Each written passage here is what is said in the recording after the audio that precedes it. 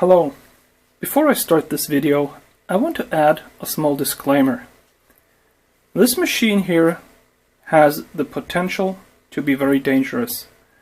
It includes a laser with 2.5 watts of power. These glasses that are included with the machine are the bare minimum. If you want to use this machine with these glasses, make sure that you never look into the beam and that you do not stare into the area where the laser is working. These glasses are sufficient, but they're not the best. If you want to spend a lot of time working with this machine, get yourself some really good laser glasses. Also, make sure not to get your hands under the beam. These cuts are deep and they take forever to heal, and they hurt like hell. Now, you have been warned. Look at this video. Make your own decisions. This is a machine that does not belong into the hands of children. It does not belong into the hands of people who don't know what it is and what it's good for and what it can do. And now enjoy the video.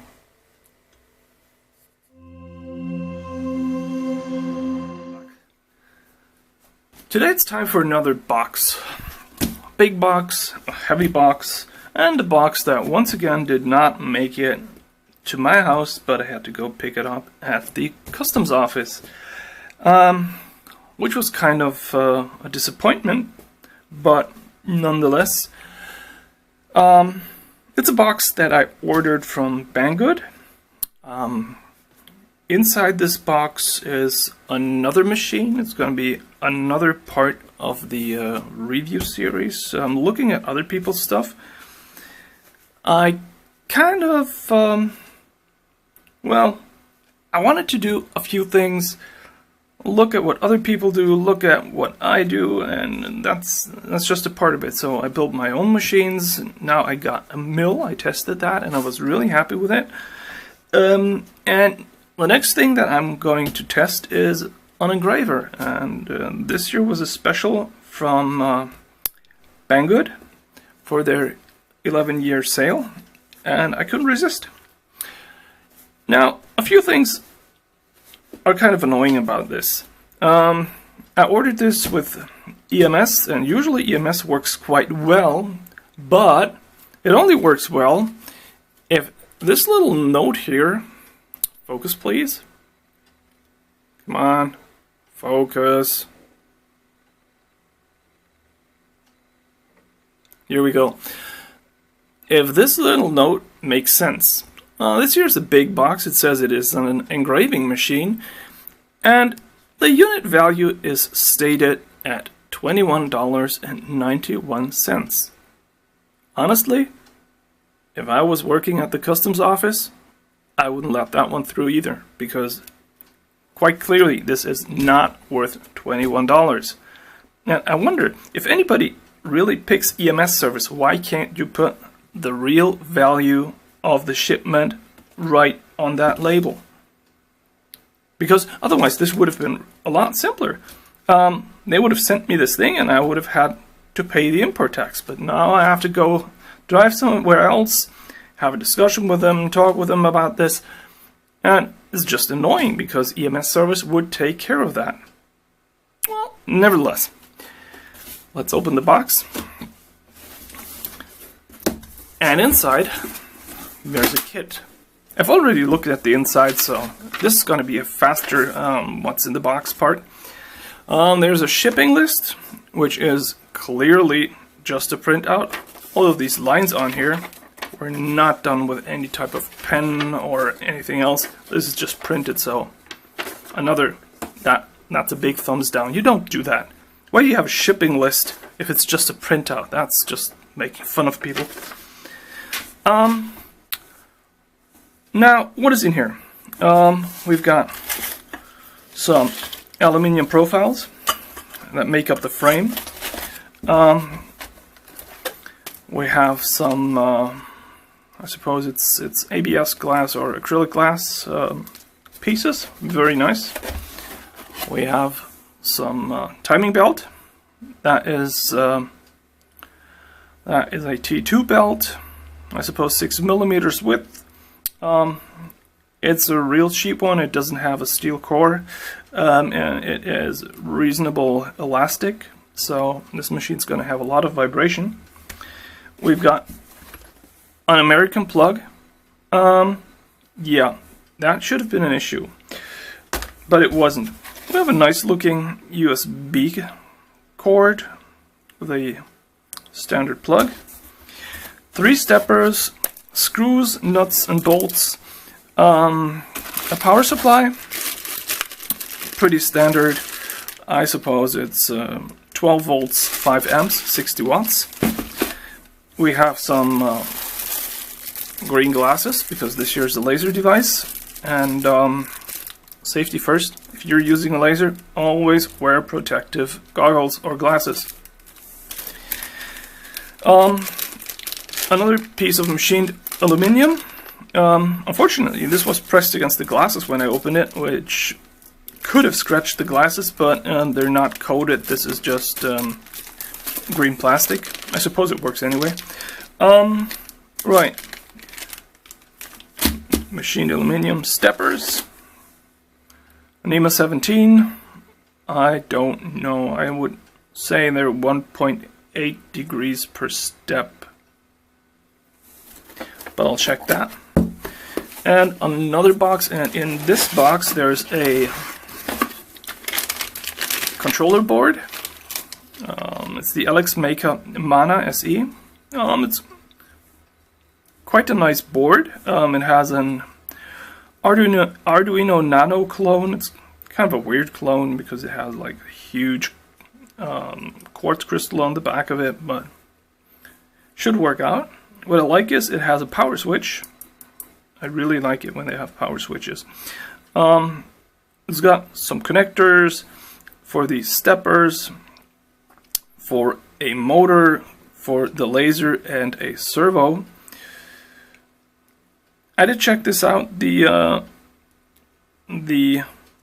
PWM line is the same for laser and servo, which is unfortunate. So you can't actually use a servo to adjust the height of the laser, which was something that I was wanting to do, but that won't work with this board. A few pieces of wood, I suppose, to try some of the engravings on. Cables for the steppers, some cable shield or cable wrap. These stepper cables are reasonably long. I like them. There are 2 different lengths included. There's one connector for the laser, and apart from this other box, that's it. This box contains the laser. There's a warning on it. Don't look into the beam. Don't look with the remaining eye. Blah blah blah, whatever. And inside is a laser. This laser has another warning on it. It has the correct identification of the laser class, which is pretty important if you want to get this into Europe, because it has to have that. It has to say this is a class 4 laser. The rest of the laser is pretty unimpressive, except from the fact that it does have a PWM port, so you can do PWM when you're using it. I personally don't like PWM that much, because instead of having a solid line, you just have a line of dots, which when engraving wood or other materials is not a problem, but if you're doing a PCB, you don't want that.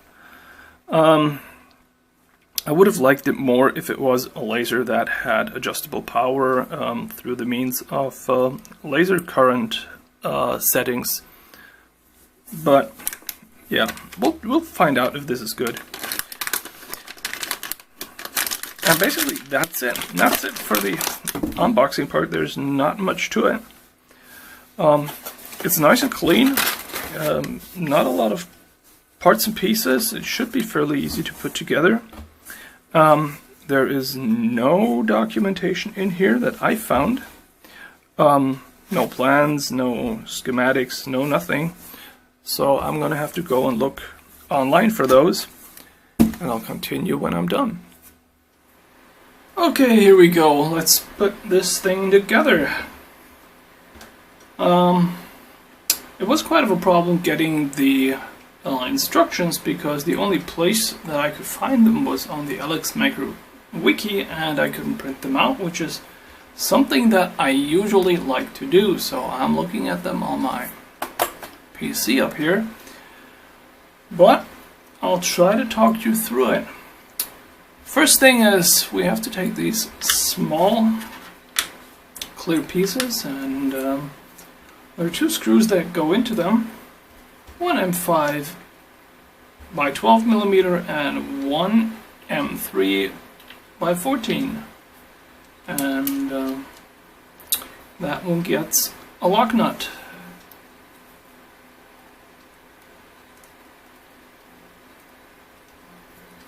And it doesn't tell us what they're good for, it just tells us to please put it together.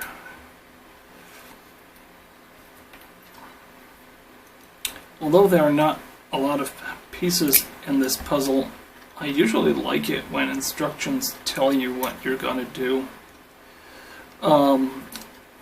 And by the way, like with the other builds, I'm only going to use the parts that come with the machine, except if there's something missing, and if there's something missing, I'm going to tell you right away. So this is probably going to take some time. If it gets too lengthy, I'm just going to speed up the video so you don't need to listen to me ramble on about meaningless things and all that.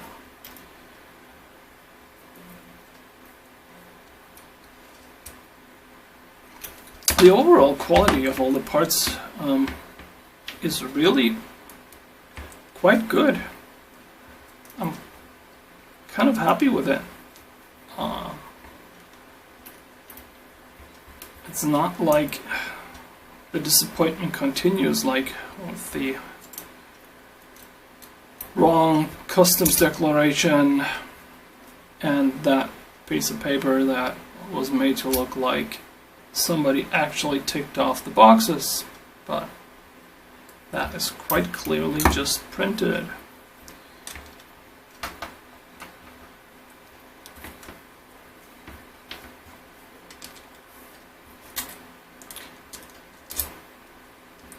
Now, in case I come across any nuts that aren't lock nuts or that don't really exert a lot of force when closing, I will be using a bit of Loctite on those nuts, because I think it just makes the machine a lot more rigid, and it's always a good idea to just apply the smallest amount of Loctite to these nuts, because you can still get it back apart, but it's a lot more convenient if the vibrations from the machine don't tear it apart right away. And since this is a machine with the steppers and timing belts and everything, there will be vibrations. The timing belt is really elastic. I'm not too happy with that one, but I don't have anything to exchange it with, and it would be bad for this review if I would start changing parts right away. But I may take the option and remove the drive pulleys and the drive belt, because I do have some T2.5 belt here, which is steel reinforced, and that is just a lot better. So we made 6 of these parts, 2 screws, 1 nut, 1 of the clear parts. And the next thing that we're going to build are the motor mounts for the carriage of the X-axis. This will consist of a stepper, clear piece of plastic, some screws and some rollers. Let's find out what they are. Okay, moving on. I prepared all the parts that are necessary to put together these things. It was kind of complicated getting the pulleys on the stepper. Well, it wasn't complicated, I just did it wrong for the first try. It is pretty important to get the 2 screws that go into the pulley in a 45-degree angle onto the shaft where there's no key in the shaft, because this shaft is keyed and it's not optimal. Okay, here we go. We do need the 5x35 screws, so we need some of these pulleys, we need some spacers, and I'm also going to start using the Loctite. I'll start off by getting the motor on there. We'll be mounting the motor with the connections down. I wonder if that's a good idea. Oh yeah, I'll do it that way. It's probably wrong, but it actually doesn't say in the instructions, so let's go with that.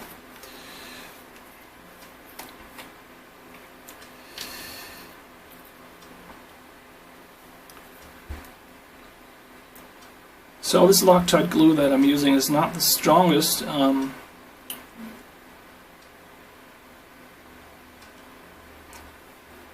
But it does a pretty good job.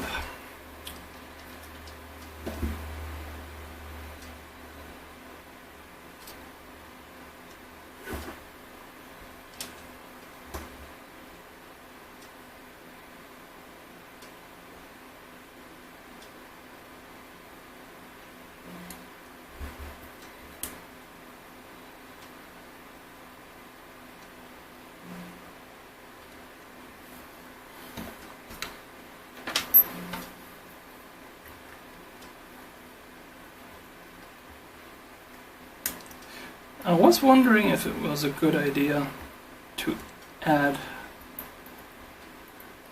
some sort of spacer to take care of the vibrations, but I'm just going to use what comes with a kit, except for the Loctite, because that is just a good idea.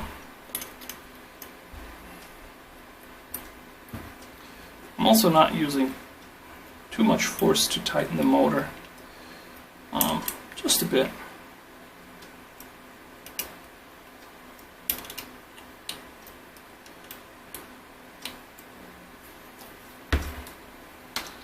Now the second part consists of 1 screw, 1 pulley, and 1 spacer.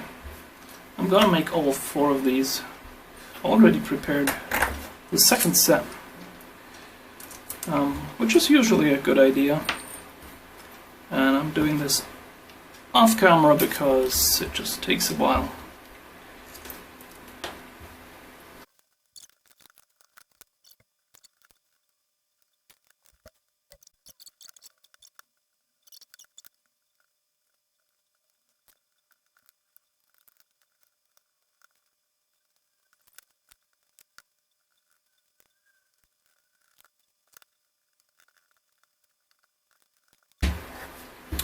Right, that was number 2.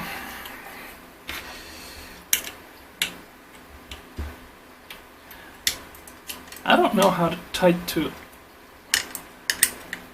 tighten these screws yet, so I'm going for just gently. With these plastic spacers, I doubt that I can put a lot of torque on the screws. Alright, 1, 2. Next, part from the instructions. It says we need some M3 by 10s, and I'll get these ready. Okay, the next part is really simple. It is just this part here, which somehow looks different than the part. This looks different than in the instructions. Kind of weird. But apparently, where's this supposed to go? Here?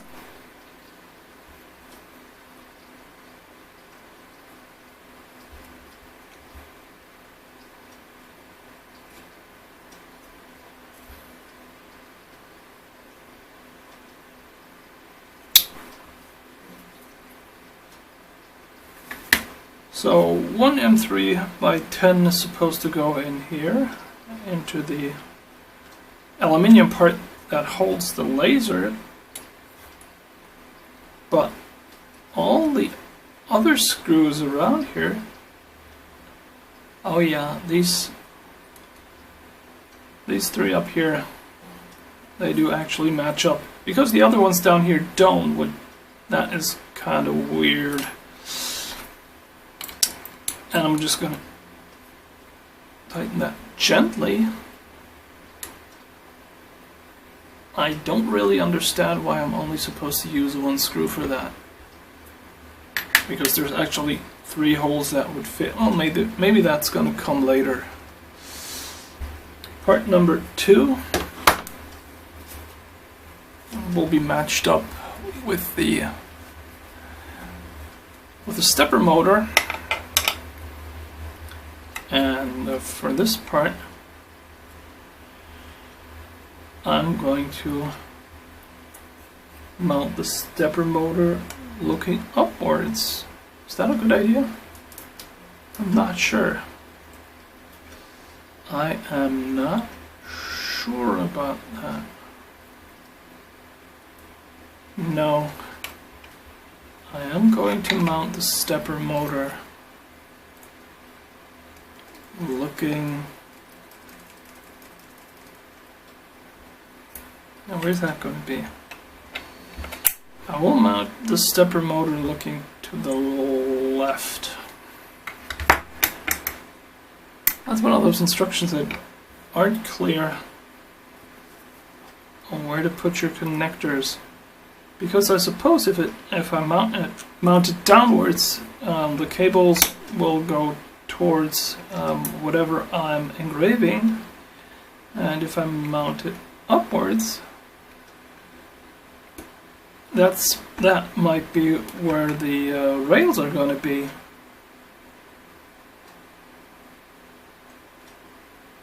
Or are they? No, I think they're not.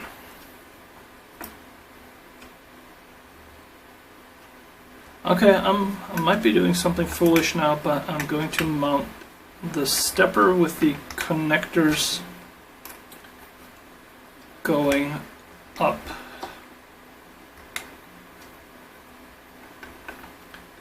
Let's see if I'm going to regret that later.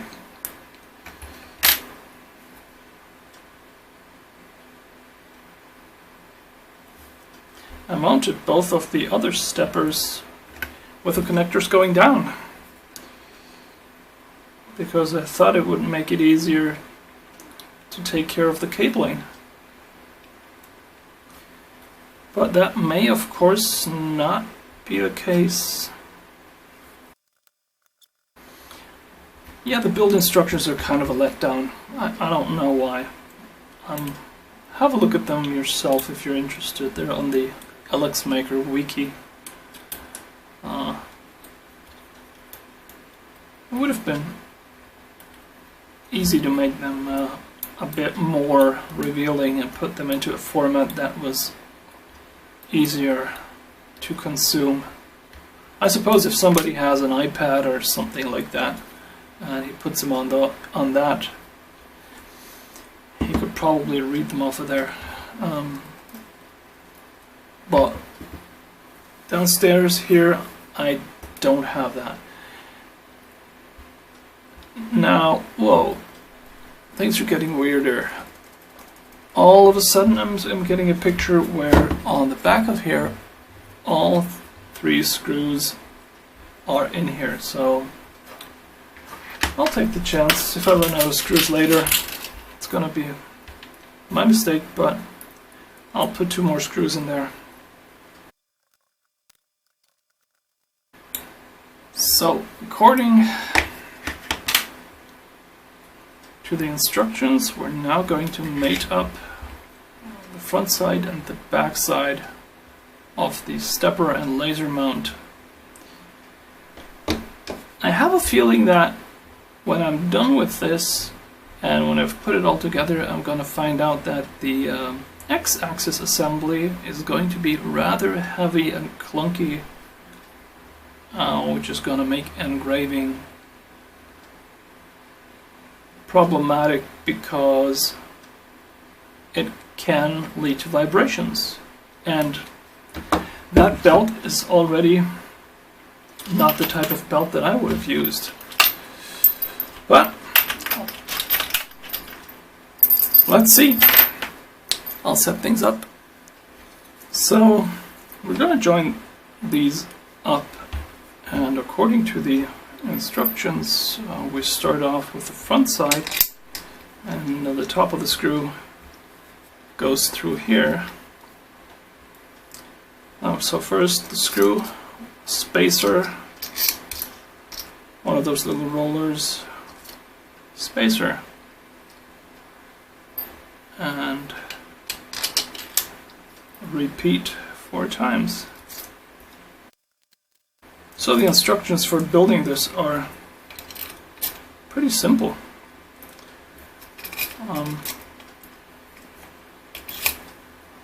They do leave some things out, but they are pretty simple. Next, these 2 pieces are joined up.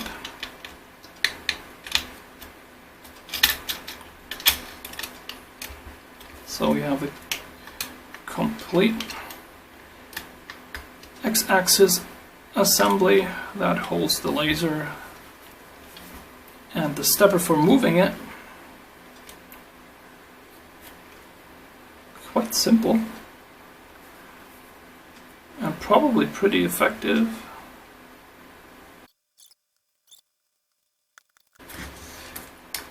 And tightening the screws, not a lot, but just a little, so there's no play in here. So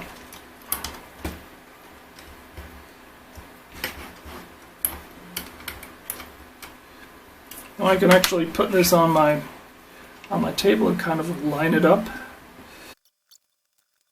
Sweet. Partly done. Let's see what's next. For the next part, we'll need to install the belt, and we'll need to mount the carriage and frame assembly. So I'll get ready for that. Alright, before we can start putting together the frame, we have to get these holders ready, 4 of them. It's kind of a pain because small parts, and it's hard to get the Loctite on there, but we need these before we can start working on the frame. It's pretty important that you put these small slides in the right way. The small rectangular protrusion should be facing the other metal part because it slots into the aluminum profile just that way. and you need to make sure that they're all the same way, because otherwise you can't tighten it down and it just won't work. So these are the M5x10 screws again. You need one washer and one of these little slot ends.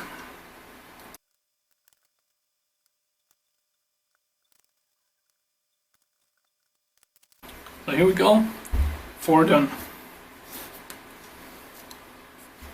There's actually one step that I forgot. There are these small knobs which go into the side of the aluminium, what is it called? Laser mount. And I forgot to put those in. But it's still not too late. That's it. Perfect. Okay, let's work on the frame. So this barely fits my workspace. It's quite a nice size. Now this part is just about getting all these angles correctly and getting everything slotted in, and then tightening it down really well.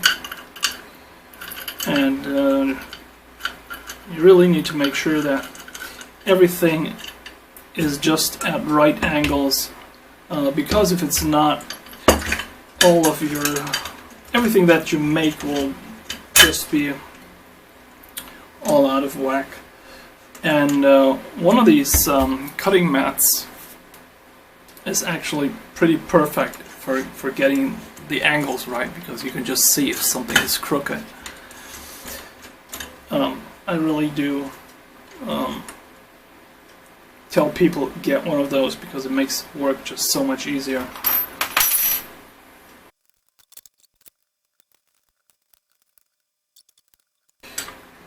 Well, that's half of it. And here comes the other half.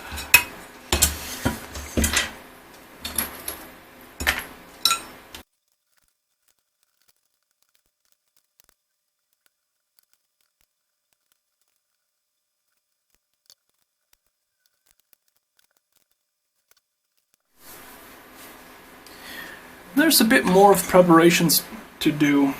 One of the things is the X-axis carriage needs to be placed on the bar, and I realized that there's quite a lot of load on this. I opened the screws again, and I loosened them, I put it on, and I tightened them back up again, and it's a bit better now, but there is quite a lot of preload on these rollers, which is good because it means that there will be no backlash in there, there will be no rattle. It's pretty nice, I suppose. And next thing that we have to do is we have to take these little things that we made right at the start, and they're actually there to hold the belt.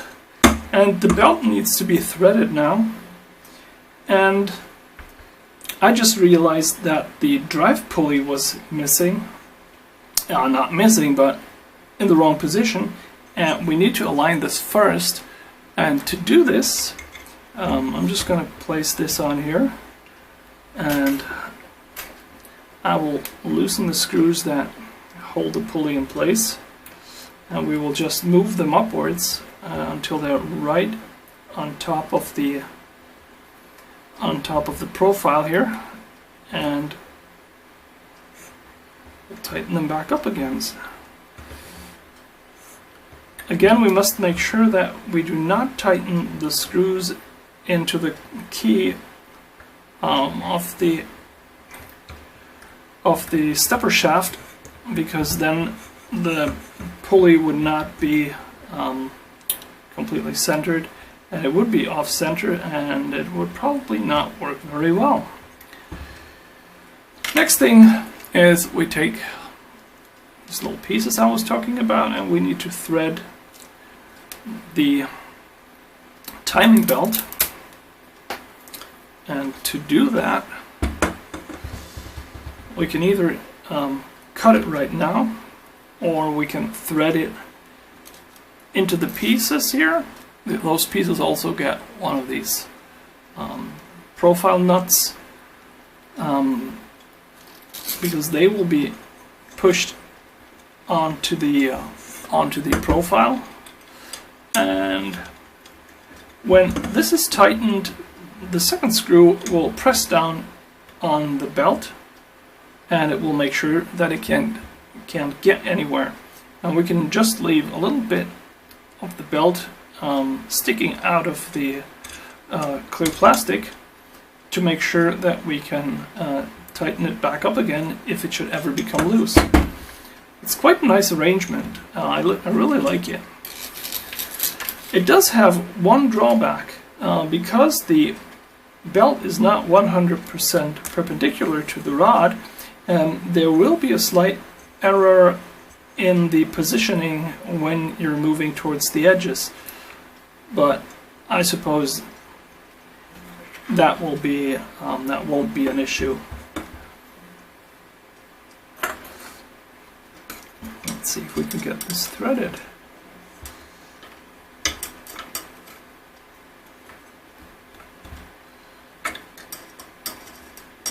So the belt threads under the pulley and then over the stepper.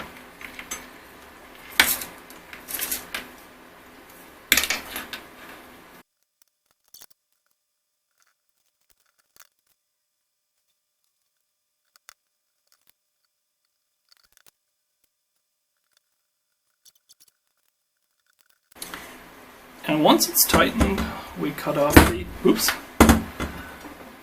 the belt, leaving a bit on there so we can tighten it some more if we need to.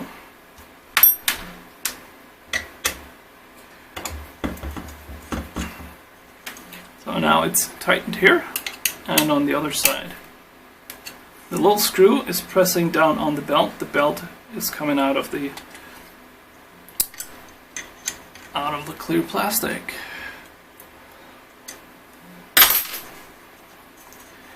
And this is our x-axis. Very nice. Very nice.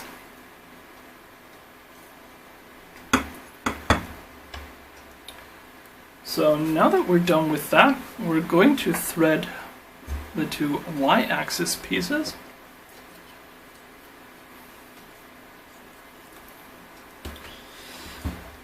And do exactly the same thing with those two.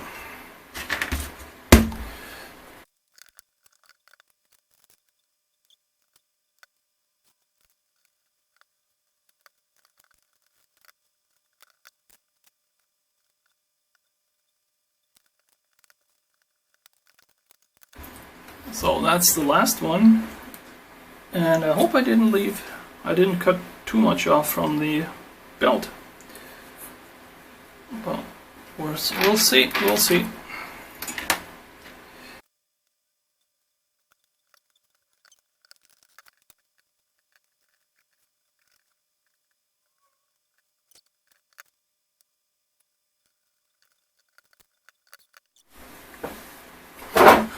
Alright, now I have the x-axis mounted, I have the y-axis mounted. I have about 35 centimeters of belt left over, so it would be possible to leave about 3 to 5 centimeters of slack wherever you cut the belt. And that would probably be better than what I did, because I have it a little bit too short, I think. And it's going to work out. It's going to be hard to... if I ever have to take it apart, it's going to be hard to put it back together. But apart from that, everything's fine. The next thing that needs to happen is I need to mount the y-axis to the two carriage arms, and for that we just need two M5 by 12 millimeter screws. I'm pretty happy how simple this build is turning out to work. Actually, I had no issues so far. So this is it. Only thing left to do is to put the feet onto the frame. But apart from that, it's basically done. The feet are connected also with M5 by 12, and I just gotta see if any washers are needed for that. No. So all of the feet element go right onto these sides, and that's pretty simple.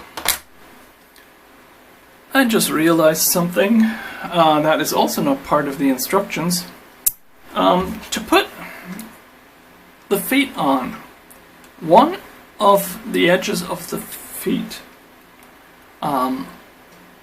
needs one of these sliders inserted into the bottom rod, which is not part of the instructions, and so I don't have them in there. So I'm going to have to open these screws out here and thread two of these sliding nuts into here. Oh well, that's the first issue that I've really had, so that's okay. Let's just do it.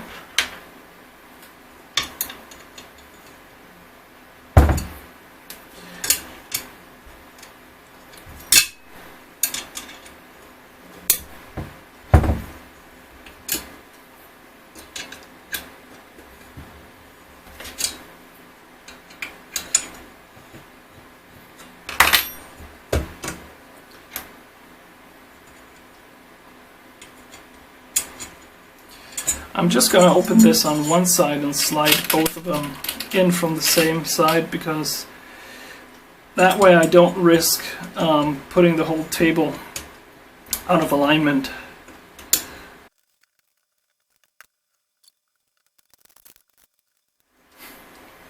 And another note, when putting it together on the back side, that's where the stepper protrudes from the y-axis. On this backside, you actually need to thread 4 of the little nuts into the aluminum profile, because that is where you want to put the controller board, and that is actually also not part of the plan. So, alright, but now that we have all the feet mounted and everything is tightened up and we've checked that everything is complete, we're actually done building the base. Alright, I'm gonna cover building the controller because it is so simple. We start out with 3 M3 by 14 screws. They go through here. After that there's a nylon washer. After the nylon washer we put on the board, and there is a metal standoff that goes on top of that. And for the 4 connections at the bottom of the board, that's it, they're all the same. Next is the second one, and we just work our way right around there. The only thing that I didn't understand at first was the power switch. There's this little silver knob included. Whoops, there it goes. And with a reasonable amount of force you can actually get that onto this on and off switch. But be really careful, because you don't want to damage it. And once it's on there, you have this nice on and off switch that just goes through here. It's really nice. So we continue with, there we go, with another nylon washer. That one doesn't want to go in. And the last one. Okay, once you have all the standoffs mounted on and the switch on, last thing to do is to put the cover up on top, and to fix that down you just put in 3 M3x10 screws and then you're done. Okay, I finished the machine. I added the cables, nothing special, it's just plug and play. I checked that everything is mounted correctly. I already tested the electronics and made sure that they're working, and I was kind of surprised by some of the things that this thing will do when turned on, but more to that later. I checked out these glasses, and I have to say they are just the bare minimum that you should do. Get better ones. Get some that have a rating, get some that actually tell you for what wavelengths they are made for. Like for example these here, they have a rating which is OD4 and CE, and these are made for 200 to 540 nanometers, and they're a lot better than these, for example, and they don't cost that much. So invest, because you only have 2 eyes and you will want to use them. Alright, I didn't do a lot more than just move it over to this different space, because I have some I have a vent right above the machine, because these fumes that come off the machine when it's working, they're not pretty, and I'd rather have them taken care of than have them in the room here. When I turned on the machine for the first time, I was very surprised that when I plugged the USB in, the laser came alive shortly. Be really careful with that. That is quite a quite a health risk. I was wearing the glasses when I was doing it, but I might as well not have. So be careful with this. And by the way, I did take this laser to a friend of mine who's got a laser power meter, and we checked the power, and it is spot on 2500 milliwatts.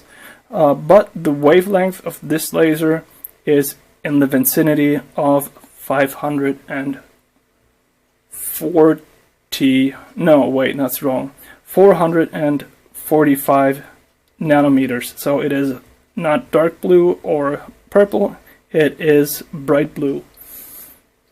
Yeah, that is important if you want to use it to expose PCB boards, because with this laser it won't work as good. But it is so powerful that we can just burn away everything underneath. Okay,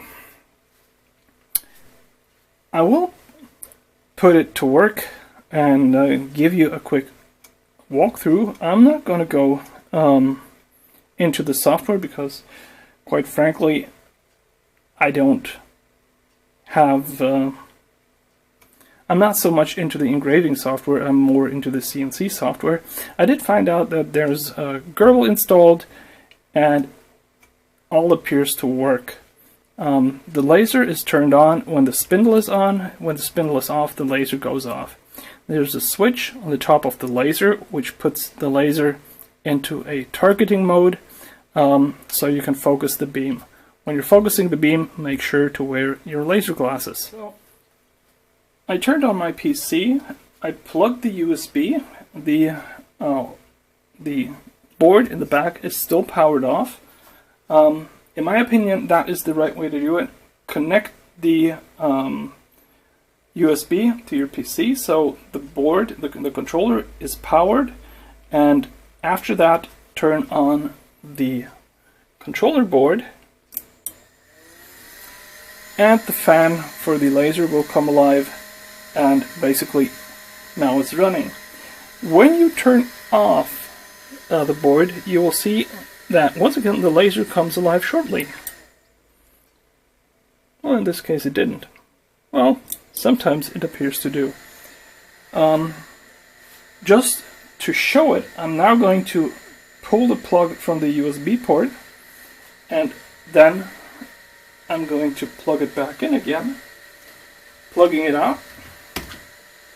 You see the laser came on shortly, and now I'm going to plug it back in again.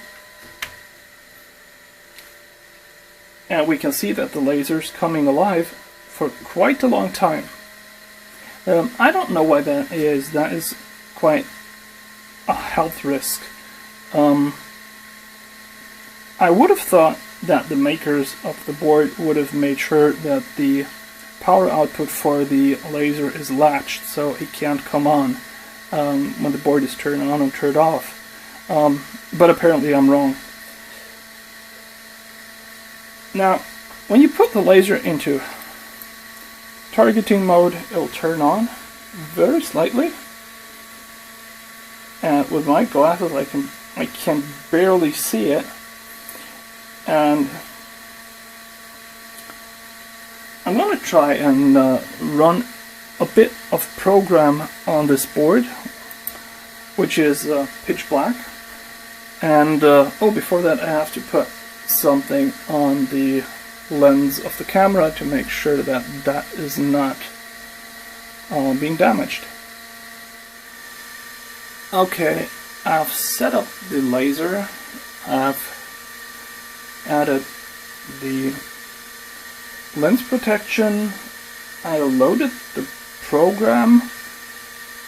I've targeted the laser, reset the position on the engraver, and let's send something to the machine.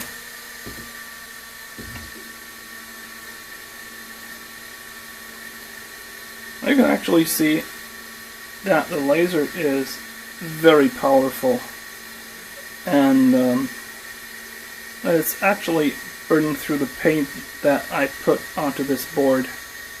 And this is pretty nice.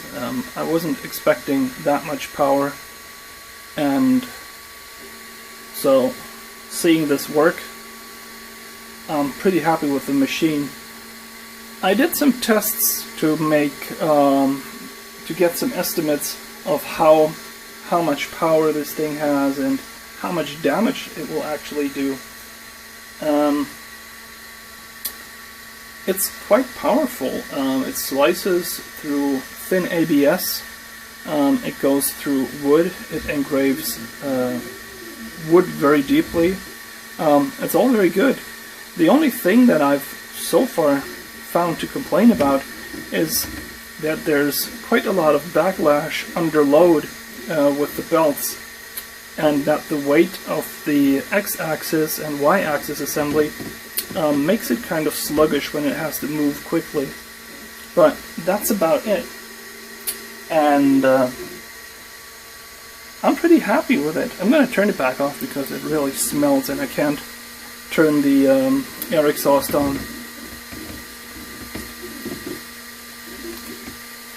So this was a small test. Turning everything back off again. So we can also turn this off and it will stay off. I have to say, I like it. It's not perfect. I haven't tried doing any special engraving with it yet, but I'll do that. So thank you very much for watching, and bye bye.